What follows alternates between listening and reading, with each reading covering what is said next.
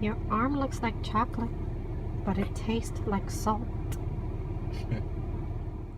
What's up, guys? Today is Father's Day, so to all of my awesome fathers out there, congratulations. I just wanted to take today to discuss something that you guys have heard me mention, but actually go in depth about it, which is growing up a daddyless girl. For starters, when I was a kid, that didn't seem to really affect me. I remember having like really negative feelings and thoughts about the male population in general. I was always thinking, man, guys are just so mean.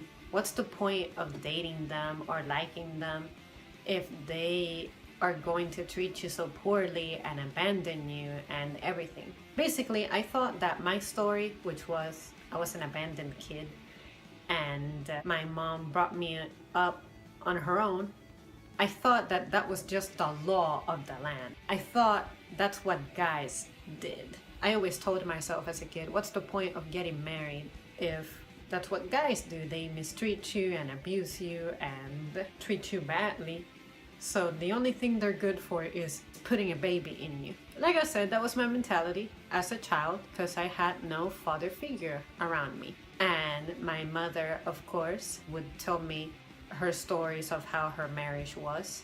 And I just didn't really have positive things or stories or images about guys to just think about. So, of course, as a younger person, people would try to say that I would swing the other way, that I was into women. And I'm like, don't you ever repeat that in your life, because I'm not. If I don't like men like that, women even less.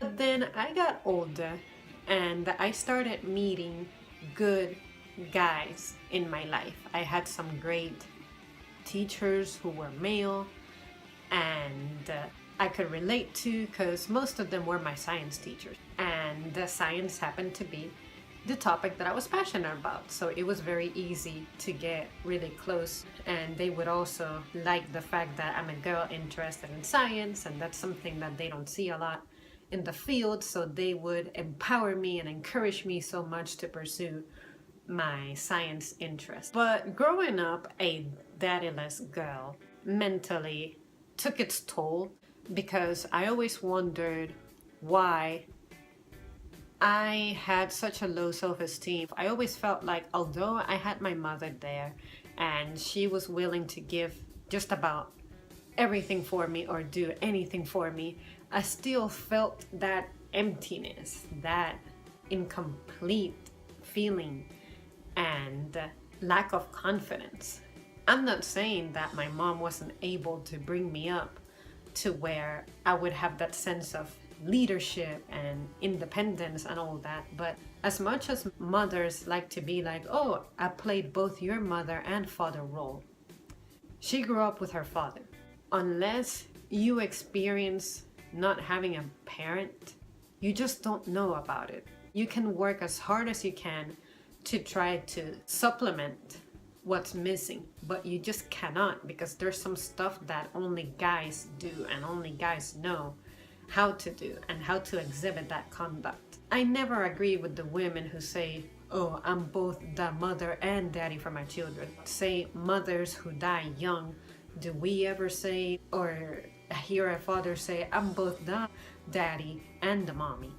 How would it sound like? What would it be like? What kind of reaction would it generate if we heard the guy say, I'm both the daddy and the mommy? It wouldn't get a very positive reception, right?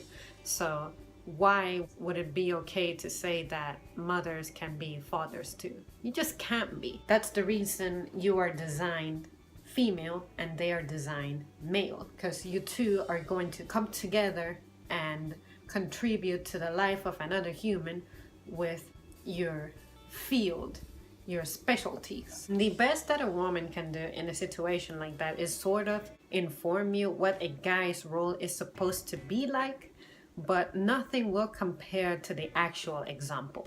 When you're learning something in theory versus when you learn it for practicality.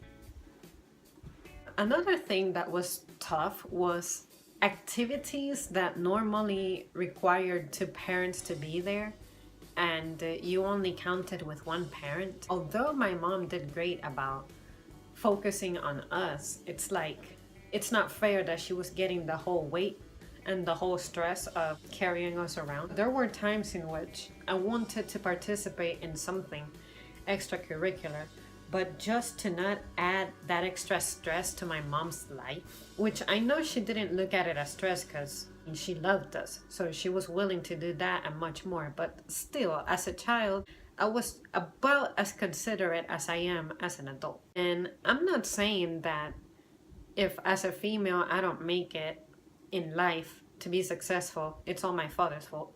But it is my father's fault that I grew up with certain challenges that if he had been present, I wouldn't have had to experience. Now, I want to make a note that anything that I say is assuming that you are a good father, a positive person, like healthy, and you are an optimal person to have at home. Because if you're going to be a bad parent, it's better to grow up without that parent than with that parent. That's my case. My father did not die young. It's different when your parent dies young, but he was a good parent. But for me, my father is still alive, and he hasn't been a good parent. Growing up daddyless because your parent passed away, it'll take its toll in you mentally, but at least that parent loved you. For me, I can't say that I have examples of my father displaying that he loves me in any way. In the beginning, he didn't even acknowledge my existence. He totally was saying that I wasn't his daughter. That was the very first rejection and the permanent rejection that I received. It's hard to actually want to have any kind of respect for a person like that. I still do, but it's difficult because I know that this person doesn't love me for me entirely. When I got older, that's when he started to show some interest in wanting to know about me and hang out with me or come see me, but it usually had to be, I had to make the plans. It's not like he comes over and visits me, ever. It has to be, I make the time to go and see him. When do you hear about children seeking their parents? It's supposed to be the parents look for the children. So that makes me just have very little respect for him. Being daddyless also affects me in how I see relationships, because sometimes I act like my boyfriends are my daddies and they're not my daddies. But unfortunately, since I missed out on that crucial part of my upbringing, it's like I don't know the difference between what a guy is supposed to do for me versus what a daddy should have done for me. I tend to expect for my boyfriends to fill that void in a sense. It's made me having relationships so difficult because I don't know what behavior, what route to take. And for instance, I have taken mental abuse before I even recognized it as abuse.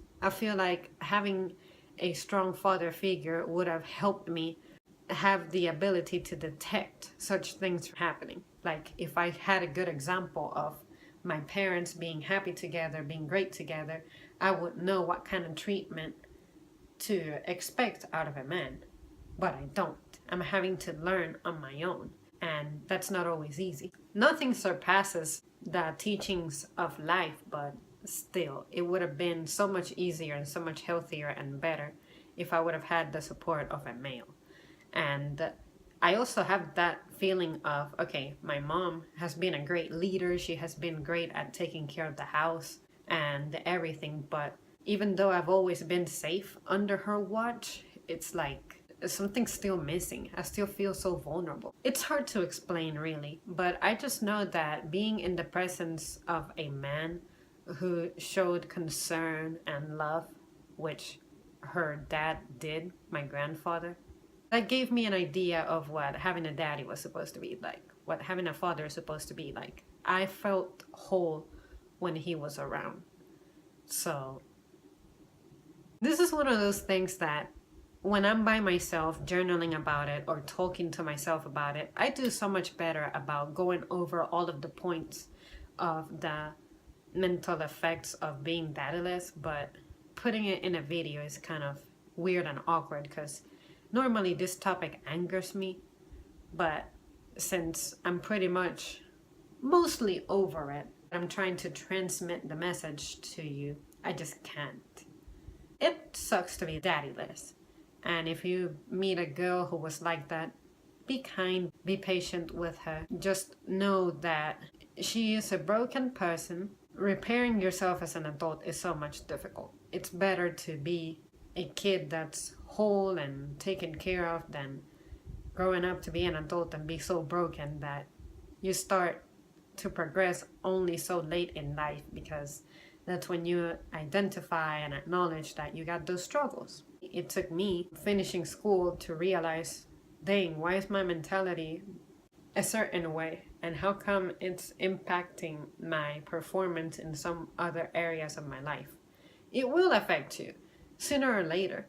Some people are more sensitive about it, some people aren't. I'm not really sensitive about it because I'm angry about it. Being angry about it makes you not be so sentimental. The only time I've had a sensitive reaction to it is when my personal business was divulged to somebody else. And even though I trusted this somebody else, me being present and not expecting for that conversation to come up, of course it'll break me because I want to react with the anger that I have, but out of respect for those present, I don't. And finally, the most difficult thing about all of this was that it made me feel like there was something wrong with me. Why was I rejected? Why was I abandoned? Why was I not worthy of sticking around and see my growth and bring me up and take care of me and all that? What are your experiences? Do you have your dad? Did you grow up with your dad? Is he a good influence in your life? Or are you like me, to where you just cannot count on him for anything? Let me know, because the more I hear about other people's stories, other people's experiences with their dads, the more accepting I become of my fate. I mean, I'm old now, so that time in which I needed him is lost forever. And even if you were to tell me that he's still around, I still have time, I should try to make things work with him. If he ain't trying to make things work now, why should I try to make things work? It just doesn't sound like a genuine interest. It doesn't matter. Well, guys, I hope that you all had a fabulous day, and I will see you soon.